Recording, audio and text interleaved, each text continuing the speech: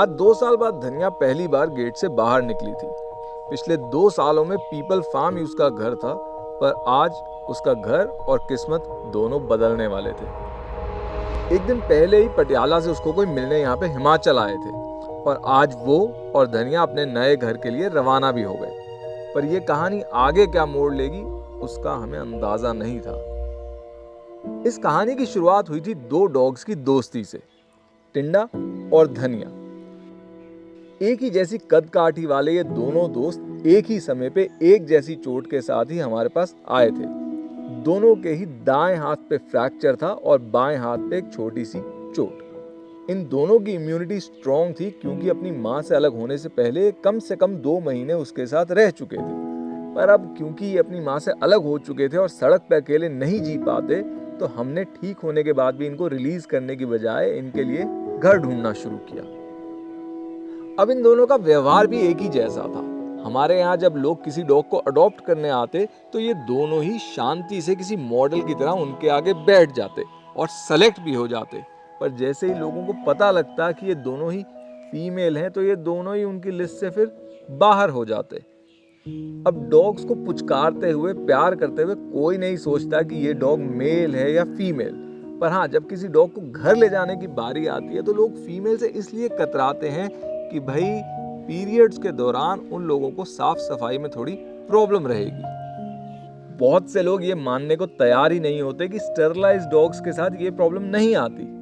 भाई अपने पुराने विश्वास को नई जानकारी मिलने पर झट से अपडेट कर लेना हर किसी के बस की बात नहीं। टिंडा और धनिया रिकवरी के दौरान और रिकवरी के बाद भी आसपास तो रहते थे, पर उनकी दोस्ती की शुरुआत हमारी एक मजबूरी से हुई थी।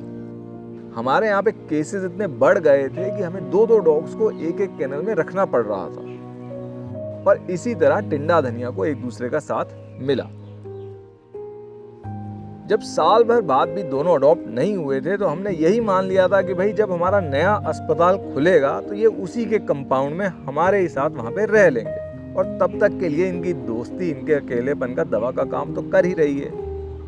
अब हम में से किसी ने ये नहीं सोचा था कि इस दवाई पे भी एक एक्सपायरेशन डेट पड़ी थी। एक दिन हमारे फार्म पे एक कपल आया। ना सिर्फ उन्हें टिंडा की स्टार पर्सनालिटी पसंद आई, बल्कि उनको टिंडा के फीमेल होने से भी कोई प्रॉब्लम नहीं थी। और ये ऊपर आए, बेंच पे चढ़े and she just staring at him, इतने दम हिला रही है, प्यार से देख रही है और वहीं पे मुझे बोलता है जी ये लेके जाना है, जी यही लेके जाना है। उन्होंने जब टिंडा को अडॉप्ट किया तो वो सबके लिए मिठाइयाँ, फ्रूट्स और स्नैक लेके आए और इतनी खुशी से टिंडा को साथ लेके गए जैसे शादी के बाद कोई अपनी बहू को घर लेके जा रहा हो। आज भी जब उनका फोन आता है तो वो टिंडा के बारे में ऐसे बात करते हैं कि पता ही नहीं लगता कि वो अपने पेट के बारे में बात कर रहे हैं, बल्कि ऐसा लगता है कि किसी फैमिली मेंबर की ही बात कर रहे हो। हमेशा प्यार चाहिए ना तेरे को। तो टिंडा को तो परिवार मिल गया, पर धनिया की जो इस दुनिया में इकलौती दोस्त थी वो छिन गई। दोस्ती की दवाई के बगैर वो बीमार पड़ गई और उसे अब एंजाइटी रहना शुरू हो गई थी और वो किसी भी चीज को देख के अचानक से डर जाती थी। हमें नहीं पता था कि उसकी लाइफ में अभी 2 ट्विस्ट और आने वाले हैं।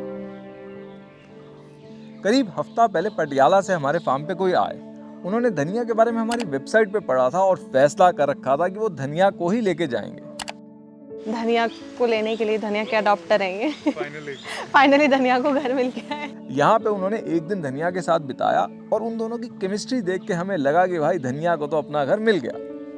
हमने उनको बता दिया कि भाई धनिया घबराई रहती है और किसी नई जगह जाके उसको खुलने में, एडजस्ट होने में थोड़ा समय लगेगा, लेकिन उन्हें इस बात से कोई समस्या नहीं थी। सब आखिरी बार धनिया से मिलने आए, यहाँ तक कि मूली और झिलमिल भी उसको बाय कहने आए। आजा झिलमिल आजा, बाय करने आजा।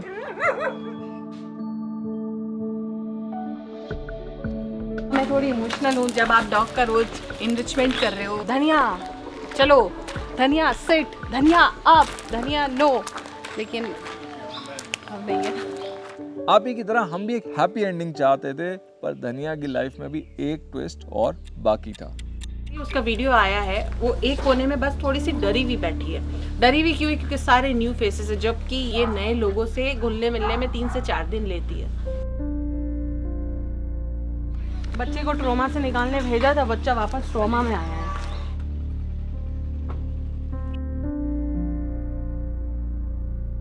ये 2-4 दिन तो इसको यहाँ पर वो नॉर्मल होने में लगेंगे कि भाई इसके साथ हुआ क्या, इसको तो समझ ही नहीं आया ना इसके साथ क्या हुआ।